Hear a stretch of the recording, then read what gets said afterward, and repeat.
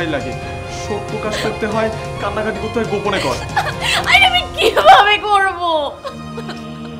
আমি জানি না তুই কিভাবে করবি, কিন্তু তোর করতে হবে। আসিফ, আমি না পারতেছি না, সত্যি আমি পারতেছি না। অর্পাকে বলেছিলাম শুভ্রাদের বাড়িতে যাওয়ার জন্য, ও তো মনে হয় যাবে না। আসিফ, চল তুই আর আমরা একটু যাই। ওর এত ঘনিষ্ঠ বান্ধবী, আমাদের একবার যাওয়া উচিত না? হ্যাঁ ফুফা, তাই তো, কিন্তু আমি তো ঠিকানা জানি না। অর্পার কাছ থেকে ঠিকানা নে, ফোন নাম্বারটা নে। সেটা না হয় নিলাম, কিন্তু তুমি সেখানে গিয়ে কি করবে? না বাবা, তোমার যাওয়ার কোনো দরকার নেই। তুমি তুমি ওই দৃশ্য দেখতে পারবে না। আমাকে ফোন নাম্বারটা দে, আমি ওর বাবা মার সাথে একটু কথা বলি, একটু সান্ত্বনা দিই। ফুপা, তোমার এত কিছু করার দরকার নেই। তুমি তোমার মেয়েকে সান্ত্বনা দাও, দরকার হলে আমি শুভ্রাদের বাড়ি যাব। আর তুমি বুয়াকে বলো ওর জন্য খাবারের ব্যবস্থা করতে, দুপুর হয়ে গেছে, এখনো মুখে কিছু দেয়নি। আর আমি চট করে গিয়ে দোকান থেকে ঘুমের ওষুধ কিনে নিয়ে আসি, একটু ঘুমালে শান্ত থাকবে।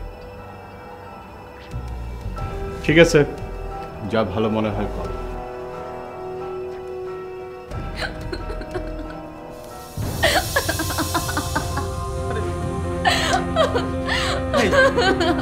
পাগলামি করিস না, চেষ্টা কর। তুই এরকম যদি পাগলামি করিস তাহলে তো ফুপার মনে সন্দেহ জাগতেই থাকবে, তখন আমি আর পরিস্থিতি সামাল দিতে পারবো না।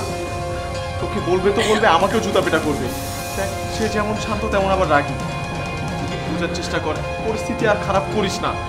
দোহাই লাগে, শোক প্রকাশ করতে হয়, কান্নাকাটি করতে হয়, গোপনে কর। আমি কিভাবে করব? আমি জানি না তুই কিভাবে করবি, কিন্তু তোর করতে হবে। আসিফ, আমি না পারতেছি না, সত্যি আমি পারতেছি না। আমি আমি যেদিকে তাকাইব ওদিকে শুভকে দেখে আমি পারতেছি না।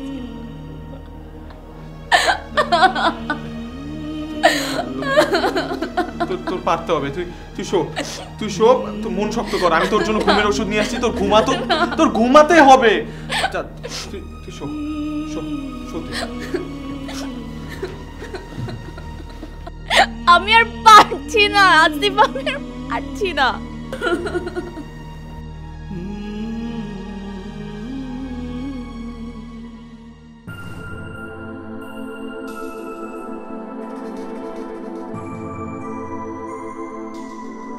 ফুপা ডেকেছো? হ্যাঁ, বস।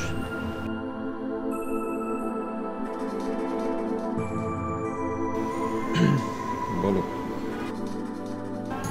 অর্পার ব্যাপারে তো কিছু বুঝলাম না।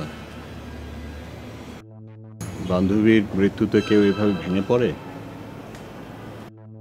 সারাদিন ঘরে থাকে, কথা বলে না কারোর সাথে।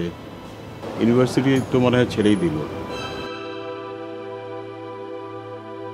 তাই তো দেখছি।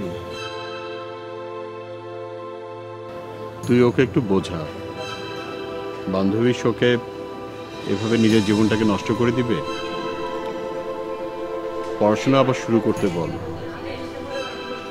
ইউনিভার্সিটিতে যেতে বল। কয়েক মাস পরে তোর পরীক্ষা। ফুপা, আমি তো ওকে রোজই বুঝাচ্ছি, আসলে একটু বেশি ইমোশনাল তো, তাই শোকটা কাটিয়ে উঠতে টাইম লাগছে। বাট ঠিক হয়ে যাবে, তুমি এটা নিয়ে একদম টেনশন করো না, আমি তো আছি। আর কোচিং সেন্টারটা শুরু হলে, ও কাজে ইনভলভ হলে দেখো, খুব জলদিও সুস্থ হয়ে যাবে। Hope so. আমি তাহলে উঠে। ঠিক আছে।